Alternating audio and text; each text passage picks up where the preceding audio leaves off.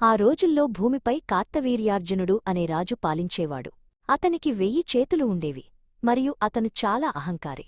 తన బలంతో ప్రజలను, మునులను వేధించేవాడు.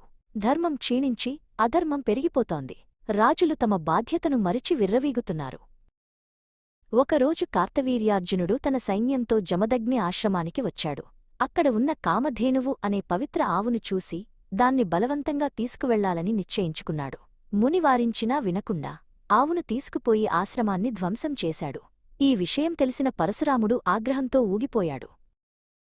పరశురాముడు కార్తవీర్యార్జునుడిని ఎదిరించాడు.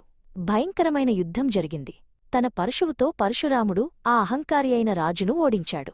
కాని ఆ రాజకుమారులు పగతో జమదగ్ని మహర్షిని చంపివేశారు. తండ్రి మరణంతో పరశురాముడు భూమిపై ఉన్న అధర్మపరులైన రాజులందరినీ అంతం చేస్తానని ప్రతిజ్ఞ చేశాడు. పరశురాముడు భూమిపై 21 సార్లు తిరిగి ప్రజలను హింసించే మరియు అధర్మానికి పాల్పడే రాజులను జయించాడు. అతను కేవలం యుద్ధం కోసం యుద్ధం చేయలేదు, సమాజంలో శాంతిని నెలకొల్పడానికి ఈ కఠిన నిర్ణయం తీసుకున్నాడు. ప్రతి యుద్ధం తరువాత అతను మరింత శక్తివంతుడిగా మారాడు.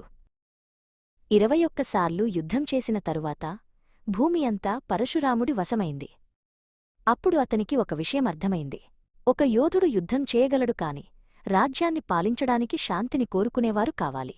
తన వద్ద ఉన్న భూమిని దానం చేయాలని నిర్ణయించుకున్నాడు. పరశురాముడు కశ్యప మహర్షిని పిలిచి తాను జయించిన భూమినంతటినీ ఆయనకు దానంగా ఇచ్చేశాడు. ఇకపై ఈ భూమిని ధర్మబద్ధంగా పాలించేలా చూడు అని కోరాడు. సర్వస్వాన్ని దానం చేసిన తరువాత తన వద్ద ఆయుధం తప్ప ఏమీ మిగలలేదు. తాను నివసించడానికి సముద్రాన్ని వెనక్కి నెట్టి కొత్త భూమిని సృష్టించాడు. చివరగా పరశురాముడు శాంతిని వెతుక్కుంటూ మహేంద్రగిరి పర్వతానికి వెళ్లాడు. అక్కడ ఆయన తన ఆయుధాన్ని పక్కనపెట్టి లోక కళ్యాణం కోసం తపస్సు ప్రారంభించాడు. నేటికీ ఆయన ఆ పర్వతంపై ధ్యానంలో ఉన్నారని ప్రజలు నమ్ముతారు. ధర్మాన్ని రక్షించిన ఆ వీరుడు చివరకు శాంతికి చిహ్నంగా నిలిచాడు.